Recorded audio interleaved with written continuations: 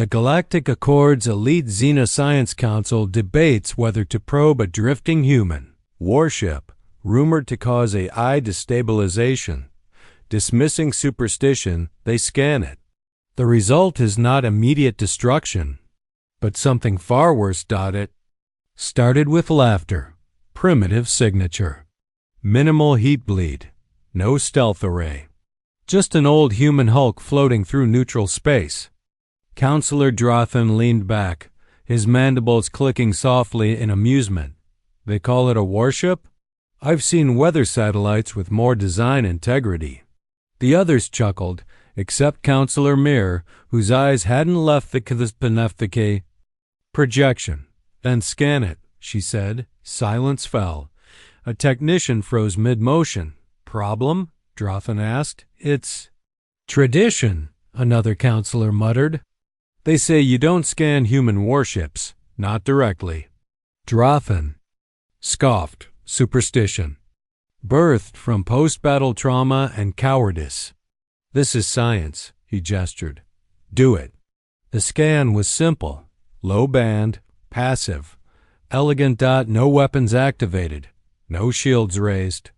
The human ship didn't flinch. The scan lasted 4.3 seconds. Technician's hands began to shake by the third. Are you seeing this? He whispered. The interface flickered. Not from error, but overload. Words began appearing across their terminal inside their encrypted telemetry. Curious species. Looking before knocking. You don't know what you just asked, one counselor stood. Is this a counter-hack?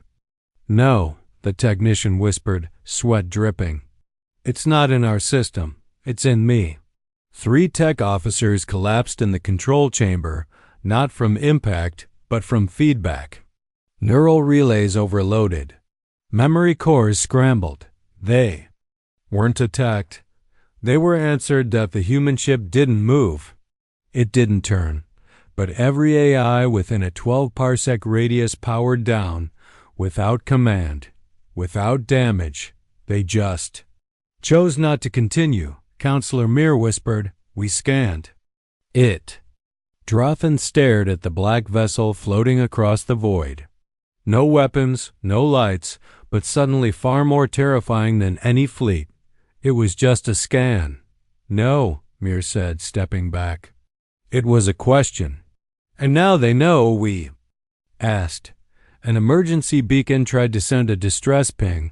It failed mid-transmission. Not jammed. Just muted. The ship's hull displayed one phrase now in multiple languages. Last warning already passed. Drothan finally sat color, drained from his crest. You're telling me this thing knew we scanned it?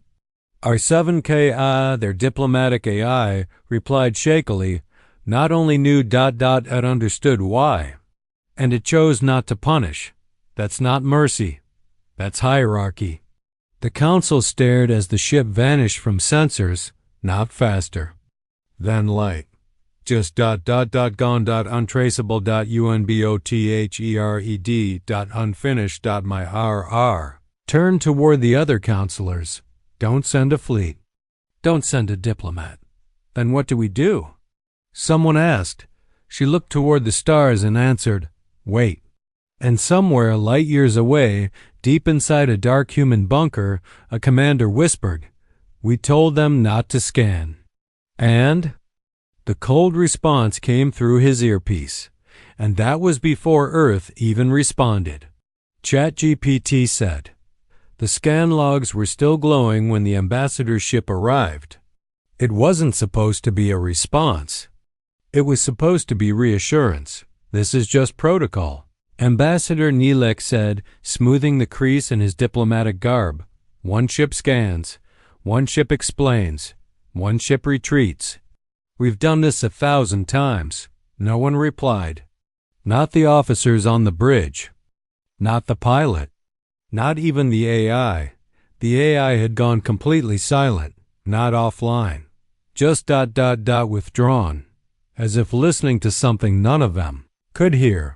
That should have been the first sign. The second was the quiet. Space wasn't supposed to feel. This quiet, not even out here in the neutral zones. But the air inside the vessel pressed too close to the skin, like the ship itself was waiting, and outside, the human vessel, still unmoving, still without name or ID code, waited too. No lights, no crew signatures, no weapons active. Just there, unbothered. It's just a piece of metal, Nilak said, adjusting his translator node. We came to clarify, not to beg. He stepped into the drop bay. 12 honor guards followed him. None of them spoke, and somewhere in the silence, someone muttered, "We shouldn't have scanned it." The landing pad was impossibly smooth. Black. Hull. Cold surface. No entry point. No docking bay. Just a shift. A doorway appeared where none had existed, and the ambassador walked in. No security field. No guards. Just the sound of his own heartbeat as he crossed into the unknown. The room inside was barely lit. Just a single chair and a voice. Sit. It wasn't human. It wasn't mechanical. It was translated, somehow, perfectly, as if the ship had parsed his language, his dialect, and his doubt all at once. He obeyed. The chair was warm. Not from heat. From memory. Why did you scan us? The voice asked. He cleared his throat. We were curious. There was no hostility. The probe was passive. The silence stretched too long. Then the voice returned. No scan is passive. Not when it reaches. Thought. He blinked. We didn't. We only analyzed the surface. No, the voice replied. You looked for the why. That was the mistake. He tried to stand. Couldn't. The chair held him. Explain, he demanded. If we have violated something, you didn't violate, the voice said. You declared. The lights shifted. Suddenly, he saw the walls, covered in names. In languages long extinct. Alien. Human. Dead. Tens of thousands of etched symbols. Burned into metal. He realized what it was. A graveyard. Not of bodies. Of ships. Every species that had scanned and asked too many questions. We didn't attack, he said. We didn't come with weapons. The ship responded coldly. That's what made it worse. He tried to access his comlink. It didn't exist anymore. Not jam. Gone. Double quotes. Listen, he said, voice cracking. We're willing to stand down, to respect boundaries, to negotiate. Just tell me what you want. The chair let him stand. For a moment, he felt hope. Then the wall opened behind him, and he saw the truth. Not weapons. Not hangars. Mirrors. Endless mirrors. All showing one thing. Him, but different. His face, his voice, sitting in the same chair, saying the same words. Dozens of versions of him. Slight variations. Different robes. Different languages. Same plea. All ended. The same way. With silence, he backed away. This isn't possible. The ship didn't answer. The mirrors vanished. And the room dimmed again. A small screen lit in front of him. One phrase, your species thinks curiosity is harmless. Another, flash, it never is. Another, you looked into a weapon not built for war, but for memory. He whispered to himself, we just wanted to understand. The voice answered one final time, so did we. He awoke on his ship. Alone. His escort gone, his pilot missing. The AI, still silent, only a recording in his hand. Physical, glassy, warm. No. Data, just one word, burned into the core. Returned. He dropped it.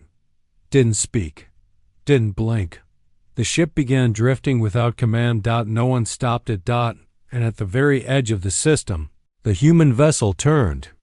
Not in threat, just to face the next direction. And wait. It had no flags, no signal, no code. No crew. Just silence, and a memory too heavy to carry. The ambassador never spoke again. They say he aged 40 years and 5 days, They say he forgets his own name. They say he keeps whispering the same sentence over and over every time someone mentions Earth. They don't build ships, he says. They build ... questions. And no one ever scans them again. The salvage crew arrived 13 hours after the ambassador's ship began drifting. Protocol said, wait 72 hours. But Curiosity outranked Protocol. Always did. They weren't military. They weren't diplomats. Just freelancers. 4 ships, unregistered. All scavengers running under the shadow of legal boundaries. They called themselves the Claw Syndicate. Proud of that. Proud of what they thought they understood. The ship was still there. Still unmarked, still unmoving. One of the scavenger captains squinted at it from his viewport. That's the human ghost? Doesn't even look powered. His first mate didn't answer. Just stared. Another voice came through the channel, nervous. You see how close it is to the edge of the drift? That's not parked. That's waiting. Someone laughed. What? It's gonna lunge at us? You think warships jump now? They approached. Not fast, not stealthy, just bold. Scanners active. Arms armed. And one of them, the youngest, triggered a passive M wave to bounce off the hull. Just to be sure, just to see. For a long, breathless moment. Nothing. Then the ping returned, not distorted, not scrambled. Translated. Double quotes, no salvage rights permitted. Another wave went out. Intentional this time. A challenge. The ship's lights flared. For the first time since it arrived, not red, not white. Something stranger. Memory light. It pulsed once, twice, 3 times.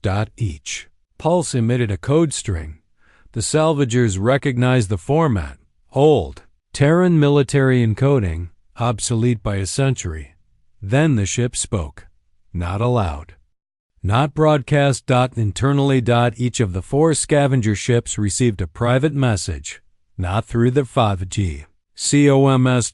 But in their internal thought space. The subconscious audio layer used for neural feedback. A voice, soft, human, tired. Please do not knock again. Captain Fenn of the lead ship swore, loud. What the hell was that? Did anyone else? We all got it, said his pilot. But it wasn't transmitted. Their engineer was already pulling wires from the neural bridge. That was in my head, Fenn. That thing hijacked the support loop in my sleep feed. Another pulse. This one darker. All 4 ships froze. And one by one, not violently, not with explosion, their engines shut down. No damage. Just choice. Systems deactivated. Themselves. Doors unlocked. Airlocks opened, not sucked into space. Not thrown. Invited. The youngest of them, a slicer named Creel, whispered what no one wanted to admit. I think it wants us to board. No chance, Fenn barked. But Creel was already halfway there in the glide suit. The warship didn't resist. It let him enter. No force fields. No resistance. The air was breathable. Lights adjusted to his heartbeat. Walls curved to guide his path. Not a ship, a maze. He passed empty halls. Or were they? The walls shimmered when he wasn't looking straight. Reflections, almost, of himself. Older, wounded, gone. Then came the corridor of voices. Faint, fading. Turn around, please. It hurts to remember. He stopped walking, and then it spoke. Why do you want inside? He didn't answer. Not with words, because he didn't know. Maybe glory, maybe curiosity, maybe to prove the stories. Wrong. The voice didn't wait. It simply said, most who ask ... don't survive the answer. Back on the salvage ship, the crew watched the feed from Creel's helmet. It fuzzed, glitched, then stabilized. They saw the corridor. They saw him enter a chamber. They saw him kneel. Then they saw Themselves, Krylos' feed showed all of them standing behind him, even though they were on the ship. Staring. Silent. Unmovie.